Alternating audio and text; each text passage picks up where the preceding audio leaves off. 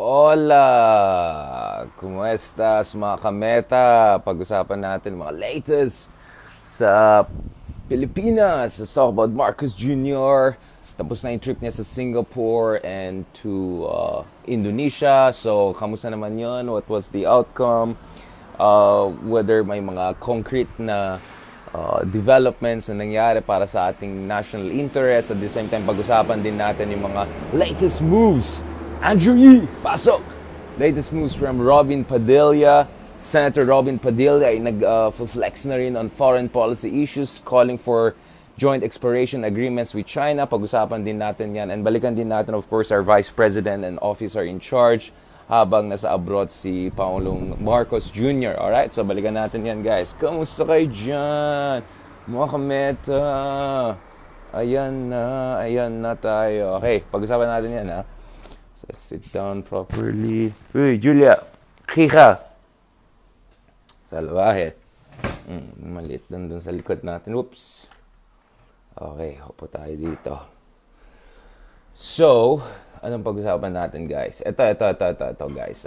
So, there are a number of things we have to talk about. Unang-una, pag-usapan natin si... Ayan, makita niyo yung mga eyebags natin. Pag-usapan natin si Senator Padilla dahil si Senator Padilla po ay nag-push for... So this is very interesting. So habang nasa abroad si Marcos Jr., we see that Senator Padilla and Sara Duterte are reiterating yung mga key thrusts, policy thrusts ng dating Pangulong Rodrigo Duterte. No? So on one hand, nakita natin na si Sara Duterte, Vice President Sara Duterte as the officer in charge, had a very hard line dito sa issues ng terorismo, issue ng insurgency, etc. Yung no mercy approach sa criminals, terrorists, etc. At the same time, before we go there, Senator Padilla has also been pushing for, again, something that was very much at the heart of President Duterte's outreach and strategic policy towards China. Ito po yung pushing for joint exploration agreement with China. Okay? Alright, I'll be nice, Be nice. Siyempre, itong si Senator Padilla, siya rin pong in charge sa Constitutional Amendments Committee. So, siyempre, expert, diba? So, pag-usapan natin ano yung mga topics na kinover ni Senator Padilla. Si Senator Padilla, ito. Okay, so Senator Padilla now is also flexing his muscle on foreign policy issues. Of course, kung expert ka nga sa Constitutional Amendments, why not foreign policy, no? So Senator Padilla nung itong week called on raised the issue of relaxing the environmental and economic provisions of the 1987 Constitution as he pushed for new new oil exploration deal with China and the West Philippine Sea. Ayon sa Senator Padilla, may mga batas tayo dyan sa ating Constitution kung saan it prevents the Philippines from partnering with other countries pagdating sa exploration of untapped resources. Ito po ang sinabi niya dun sa kanyang privilege speech earlier this week. So ayon kay Senator Padilla, para sa akin hindi lang dapat pag-aralan kundi simulan na ang pakikipag-usap sa kabilang panig patungkol sa joint exploration. Tiwala po ako sa ating mahal na Pangulong Bongbong Marcos na hindi niya pababayaan ang soberenya at ang ating saligang batas. No?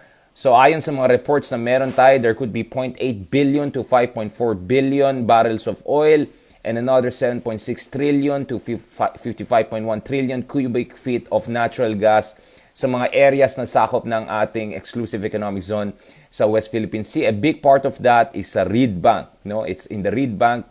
Now, sabi ni Senator Padilla, in order to avoid conflict, mas maganda siguro na wag natin pag-usapan yung issue ng sovereignty and we'll look at issues of shared interest. Now, on the surface, this looks interesting. On the surface, it's also interesting to see that Senator Padilla is also extending his constitutional arguments to things that pertain to our foreign policy. Pero unang-una, FYI, it was the former administration under President Duterte that actually effectively stop joint development exploration agreements with China. At isang malaking dahilan dyan is, yun nga hindi siya masyadong compatible sa ating saligang batas. Not to mention, I don't know if Senator Padilla also mentioned this, I have to check the full privilege speech. I'm sure it was brilliant. Kung pinag-usapan din yung issue ng arbitration award natin. Kasi nga guys, I discussed this in very much detail. Crossing the Rubicon, I'll show you the article. So all the technical aspects of it, the legal, political, and aspects of it, pinag-aralan po natin yan. Diniscuss natin yan. Yung joint development, I'll post the article dito sa baba. So available din po siya sa academia and sa ResearchGate, no. So I broke down all. So ito po yung academic article na meron tayo, Crossing the Rubicon, Duterte, China and Resource Sharing in the South China Sea. Ito po yung sinulat natin back in 2018 pa lang. So ito po yung article. It's a article with significance, so you can see with all the references and citations, etc. So ilagay ko yung link dyan. Ilagay natin yung link dyan para mabasa nyo at maintindihan nyo what is at stake. So this is a very complicated issue actually. Unang-una, dapat intindihan natin guys yung konteksto ng itong joint exploration natin with China. Ang konteksto po ay dalawang bagay. Unang-una, pagdating sa China po, since 2011, they have been harassing our exploration activities dyan sa Reed Bank, Recto Bank, whatever you want to call it, at sa loob ng West Philippine Sea. Kaya po, hindi natin madidevelop itong mga areas na to at ma-explore at least para malaman lang natin yung mga seismic, undertakings at saka mga studies na kailangan natin para malaman natin anong meron dyan, di ba? We could be potentially talking about billions of dollars of energy resources. So, sa isang banda, hindi natin ma-develop mga yan for a long time dahil hinaharas tayo ng China through their militia forces, through their patrol vessels. Pangalawa po, paubos na po ang Malampaya plant. No? So, yung Malampaya po ay running out na within 3 to 5 years from now base sa mga reports na nakita natin. So, we are desperately scrambling for finding, guys, alternative sources of energy. Yung energy na pwede galing sa sariling atin, hindi galing abroad, no? So we're looking for that. And obviously, West Philippine Sea is a perfect place to find, guys, itong alternative sources for our energy security development. But, so may element of time, may parang time bomb na yung energy security natin at stake because Malampaya is running out. At the same time, may parang element of shotgun marriage dahil we cannot explore it with our partners, whether in Britain, Australia, US, or on our own because hinaras tayo ng China. So within that context, President Duterte thought maybe we can talk about quote-unquote co-ownership or joint exploration. Now, the other thing, guys, we have to keep in mind also here is that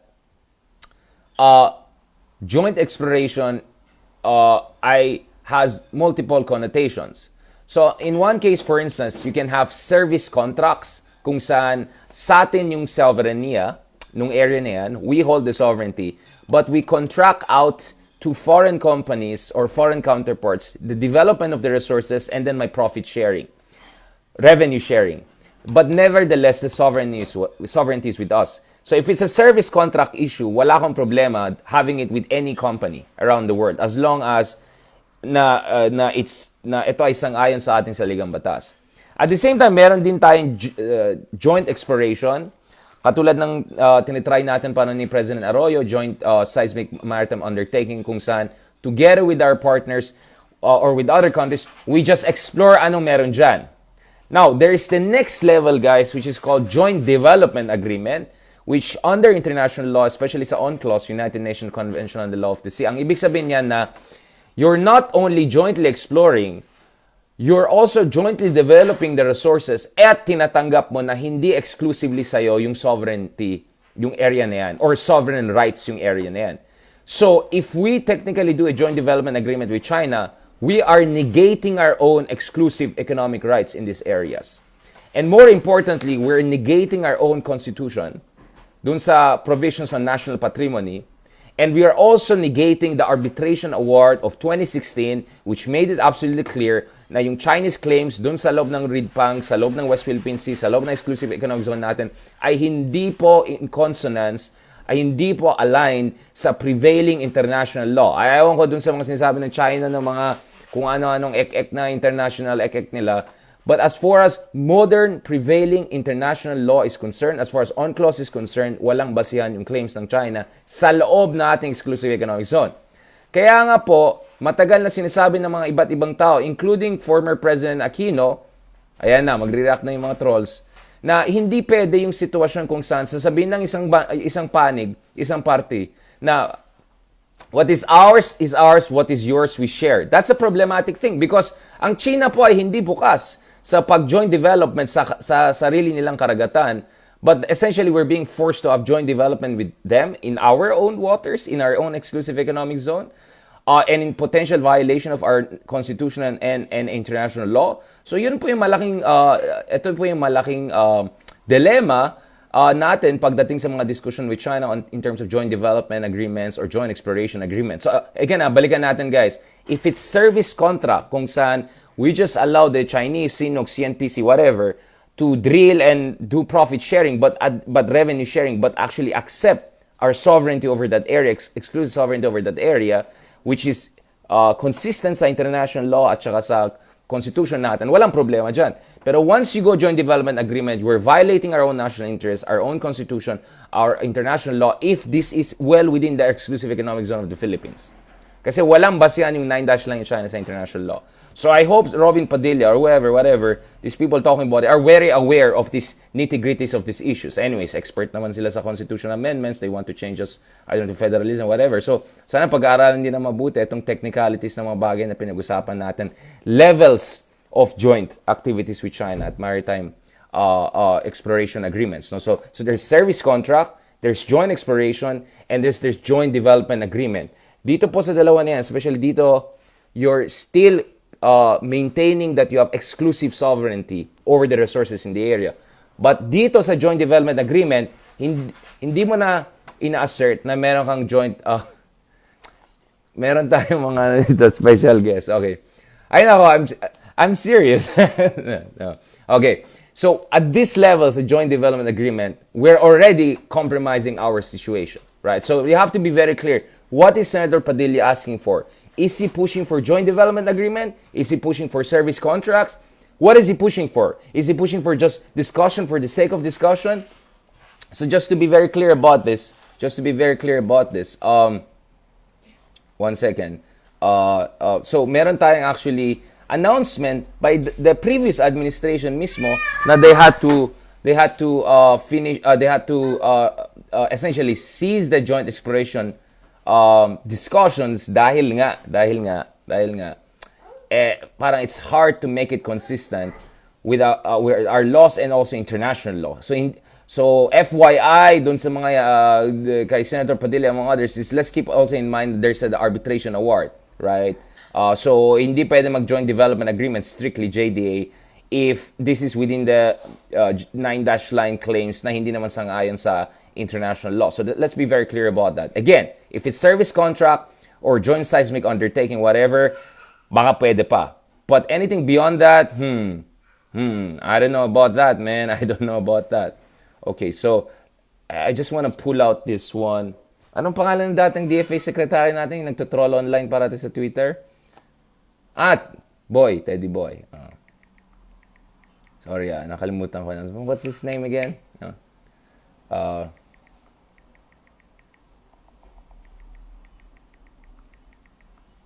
So I just have to pull this out. Alright? Okay. Ayan, June 23, 2022, okay? Ito, Locsin. Ito yung dating secretary. Completely terminated daw. Terminated completely daw yung joint exploration activities. This is under President Duterte's administration. So ito, joint exploration gas discussions between the Philippines and China have been, quote, terminated completely upon the instruction of then outgoing President Rodrigo Duterte. Ayon kay Teddy Boy Locsin, na magiging incoming ambassador natin sa Britain, apparently, the President had spoken, I carried out his instructions to the letter. Oil and gas discussions are terminated completely. Nothing is pending. Everything is over. 3 years on, and we had not achieved our objective of developing oil and gas resources so critical for the Philippines, but not at the price of sovereignty, not even a particle of it. All right? So ayon kay Locsin, but just because we have differences does not mean we have to fight over everything. I tried for 3 years to come to an agreement to facilitate exploration for exploitation of oil and gas in the Philippines, West Philippine Sea. But we got as far as it is constitutionally possible to go. Ibig sabihin, anything beyond what they have done, it could violate the Constitution. Alright? We had both tried to go as far as we could. without renouncing China's aspiration in its part and constitutional limitations on my part. I shut down shop completely. So I don't know what is the proposal here to overcome this issue, because even the previous administration gave up on it. Because as long as China insists on claims that are not consistent with international law and our constitution, alangan tayo mag-compromise ng dalawang yan to accommodate them. Anong klaseng ano yan, di ba? Anong klaseng independent foreign policy yan? So those are the issues that we have to keep in mind. And the devil is in the details. Is it service contract? Is it joint exploration? Is it joint development? So all of these things we have to keep in mind. So good luck na lang. Okay?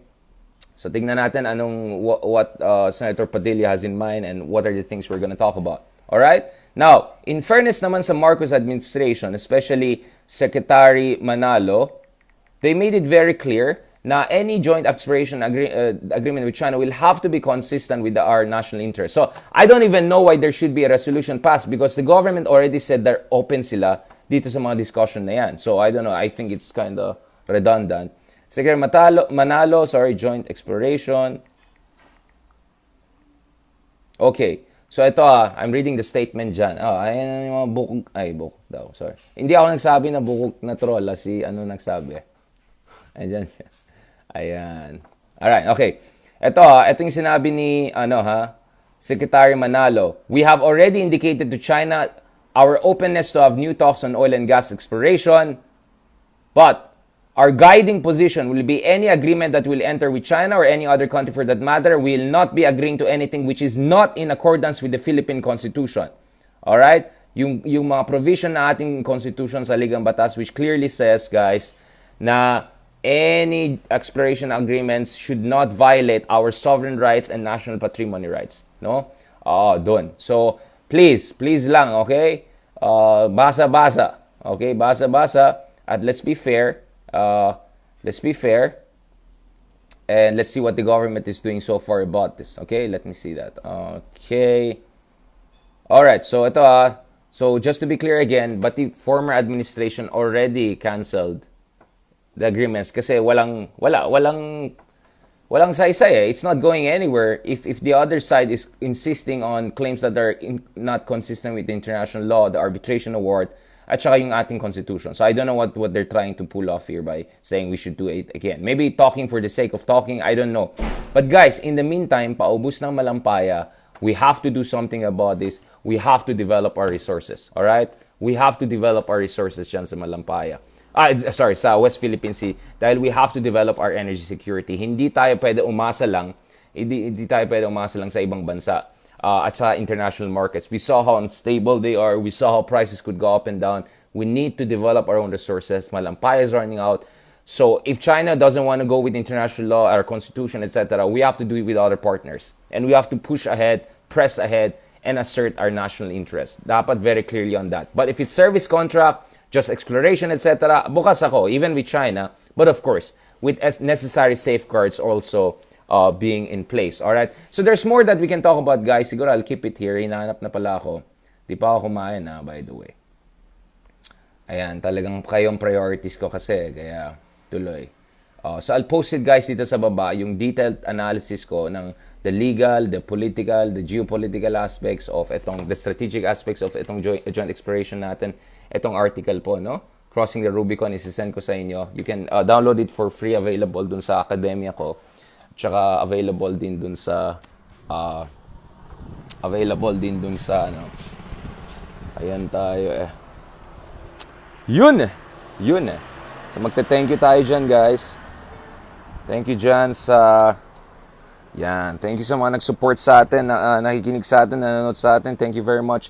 Siguro bukas, guys, we'll talk more about these issues, including, again, I really want to give proper attention to this, especially yung aspeto ng some differences between Duterte's and Marcos's, perhaps on some issues, in terms of prioritization, not necessarily ideological differences, but in terms of prioritization, because it looks like President Marcos is really focused on economics, investments, and all. So we'll discuss that more in terms of the concrete deals we got out. More than $8 billion, I think, of business deals were signed with Indonesia. We're also looking at the numbers with Singapore. Both very important to us, but we also have to check, of course, ¿qué pasa? We also have to check also, of course, what are the priorities of Sara Duterte, the Office of Vice Presidency, And also down the road, if she becomes the president, how it would be different from Marcos. But for in the meantime, it looks like Marcos is focused on economics. Sara Duterte, Robin Padilla are more focused on the federalism issue, national security, terrorism issue, potentially more polarizing and controversial issues. No, so that's an interesting thing to keep in mind. So thank you very much again dun sa mga nanonood sa atin. Let me thank you guys. Salamat kay Rose Diatras, ayan, kay Naomi Tablate, hola amiga, gracias. Todo. Melissa Jimenez, Alan Yu, Riz Annie, as always, thank you very much. Kay Glenn Gopio, kay Polly Tomines, kay Rebecca Lobaton, kay Katrina Frias, Feni San Miguel, Conchita Hipolito, ayan, wala yata yung mga ibang friends natin na. Ayan na, yung mga regulars natin, mukhang yung ibang regulars natin, wala pa. But thank you very much guys for joining us and dito sa, I know it's a bit technical, it's a little bit complicated, but I try to keep it very simple. But I'll post more analysis, more detailed analysis for you guys to see ano po yung mga priorities na pinag-usapan natin dito. Alright? Ayan, nakikita nyo pala yung view ko from my glasses. Alright, talk to you guys. Alright, hasta mañana, God willing.